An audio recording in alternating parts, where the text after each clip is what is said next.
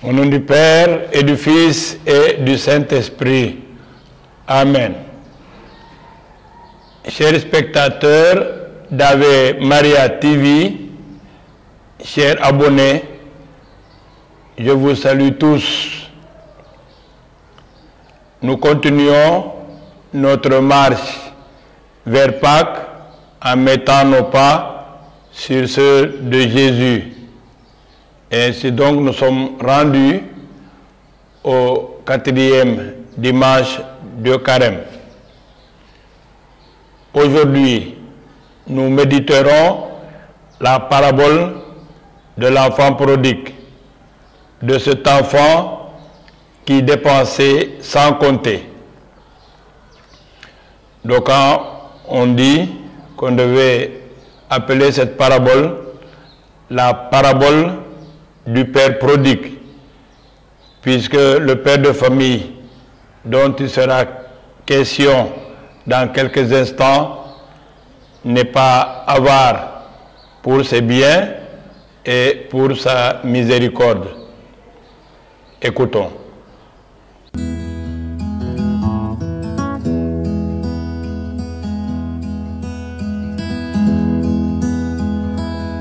Évangile de Jésus-Christ selon saint Luc. Les publicains et les pécheurs venaient tous à Jésus pour l'écouter. Les pharisiens et les scribes récriminaient contre lui. Cet homme fait bon accueil aux pécheurs et il mange avec eux. Alors Jésus leur dit cette parabole. Un homme avait 2 fils. Le plus jeune dit à son père, « Père, donne-moi la part d'héritage qui me revient. » Et le père fit le partage de ses biens. Peu de jours après, le plus jeune rassembla tout ce qu'il avait et partit pour un pays lointain où il gaspilla sa fortune en menant une vie de désordre. Quand il eut tout dépensé, une grande famine survint dans cette région et il commença à se trouver dans la misère. Il alla s'embaucher chez un homme du pays qu'il envoya dans ses champs garder les porcs. Il aurait bien voulu se remplir le ventre avec le goût que mangeaient les porcs, mais personne ne lui donnait rien. Alors il réfléchit. Tant d'ouvriers chez mon père ont du pain en abondance, et moi, ici, je meurs de faim. Je vais retourner chez mon père et lui dirai, « Père, j'ai péché contre le ciel et contre toi, je ne mérite plus d'être appelé ton fils. Prends-moi comme l'un de tes ouvriers. » Il partit donc pour aller chez son père. Comme il était encore au loin, son père l'aperçut et fut saisi de pitié. Il courut se jeter à son cou et le couvrit de baisers. Le fils lui dit, « Père, j'ai péché contre le ciel et contre toi. Je ne mérite plus d'être appelé ton fils. » Mais le père dit à ses domestiques, « Vite, apportez le plus beau vêtement pour l'habiller. Mettez-lui une bague aux pieds, des sandales aux pieds. Allez chercher le veau gras, tuez-le. Mangeons et festoyons, car mon fils que voilà était mort et il est revenu à la vie. Il était perdu et il est retrouvé. » Et ils commencèrent la fête. Le fils aîné était au champ. À son retour, quand il fut près de la maison, il entendit la musique et les danses. Appelant un des domestiques, il demanda ce qui se passait. Celui-ci répondit, « C'est ton frère qui est de retour et ton père a tué le veau gras parce qu'il a vu revenir son fils en bonne santé. » Alors le fils aîné se mit en colère et il refusa d'entrer. Son père qui était sorti le suppliait, mais il répliqua: il y a tant d'années que je suis à ton service sans avoir jamais désobéi à tes ordres, et jamais tu ne m'as donné un chevreau pour festoyer avec mes amis. Mais quand ton fils que voilà est arrivé, après avoir dépensé ton bien avec des filles, tu as fait tuer pour lui le veau gras. Le père répondit: toi, mon enfant, tu es toujours avec moi, et tout ce qui est à moi est à toi. Il fallait bien festoyer et se réjouir, car ton frère que voilà était mort et il est revenu à la vie. Il était perdu et il est retrouvé. Acclamons la parole de Dieu. Gloire et louange à toi, Seigneur Jésus.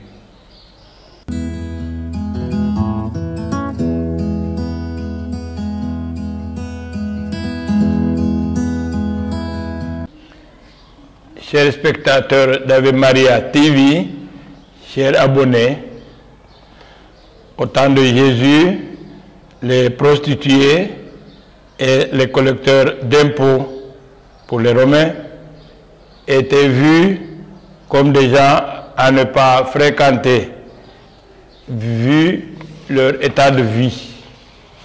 Et pourtant, Jésus les fréquentait.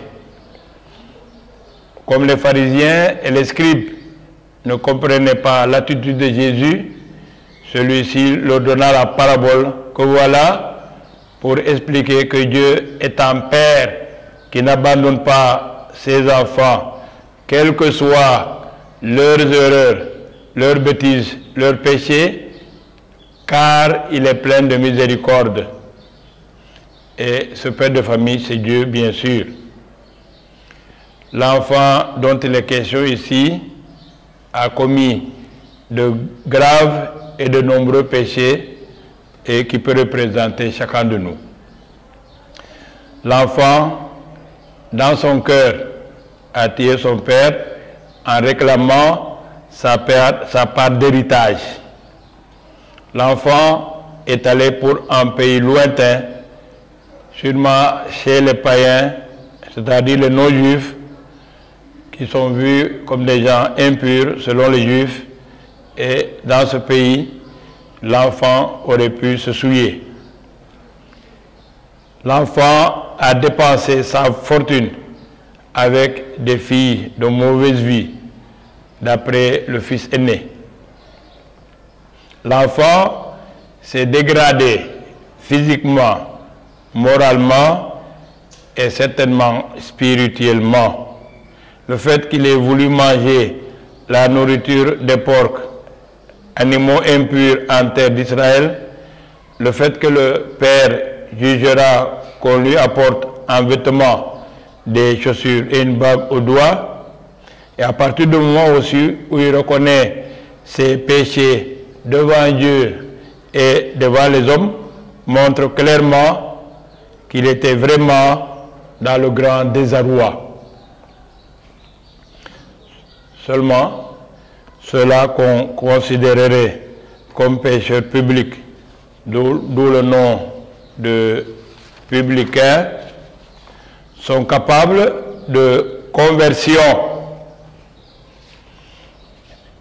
En effet, ce que l'on juge aujourd'hui comme pécheurs publics peuvent être plus sensibles à leur état de pécheur que d'autres plus cachés, se donnant bonne conscience parce qu'allant à la messe, parce que fréquentant un milieu aseptisé, parce que lisant la Bible fréquemment.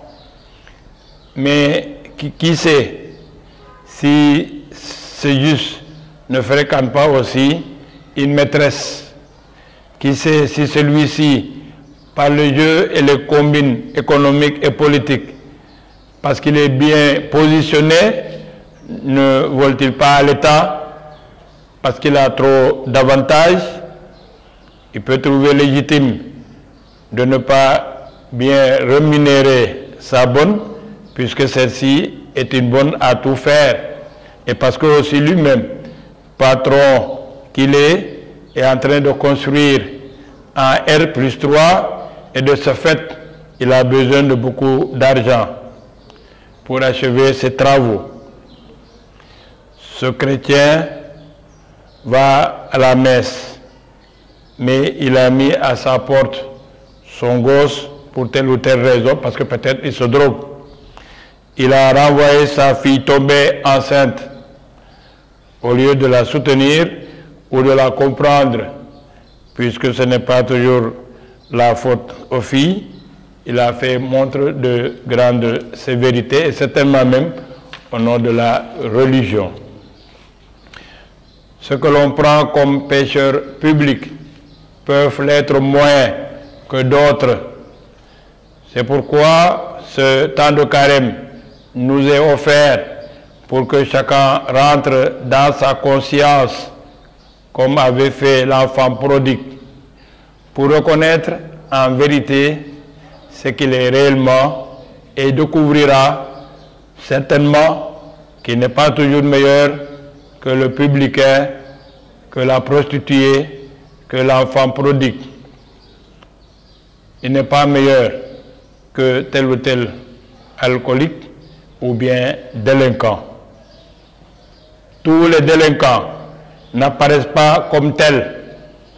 Des délinquants peuvent bien porter de beaux habits, rouler en 4x4, avoir à manger le veau gras. Mais qui sait? Où est-ce qu'ils ont trouvé cet argent? Cette année, le pape François nous demande de vivre famille Amoris Laetitia, parce que l'exhortation post-synodale après le synode de 2014 et de 2015, il a fourni donc ce document qui récapitule le fruit des travaux des évêques, et il a intitulé ainsi Amoris Laetitia, qui veut dire l'amour, la joie de l'amour. Et le pape dit que cette encyclique, ou plutôt cette exhortation à 5 ans, et invite à ce que l'on lise le document. Cela m'amène tout simplement à revoir aussi les rapports qui peuvent exister entre les membres de la famille. Ce père de famille, qui est Dieu aussi en fait, a arrangé comme il a pu ses relations avec ses enfants. Il a accueilli l'enfant prodigue, il a raisonné l'enfant qui est l'aîné et qui refusait d'entrer dans la fête, dans la danse. Il a aidé le fils aîné à accepter encore son frère cadet dans la famille. Il lui dit, il fallait festoyer, car ton frère était mort et il est revenu à la vie, il était perdu et il est retrouvé.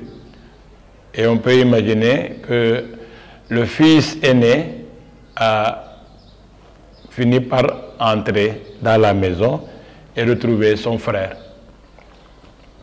Et si encore, comme disent les évêques du Sénégal, dans le message pour le carême 2022, nous vivions tous comme des frères et sœurs, et si nous prions pour la famille, accorde-nous la grâce de pratiquer comme la Sainte Famille les vertus familiales et d'être unis par le lien de ton amour avant de nous retrouver pour l'éternité dans la joie de ta maison comme ce fils prodigue. Amen.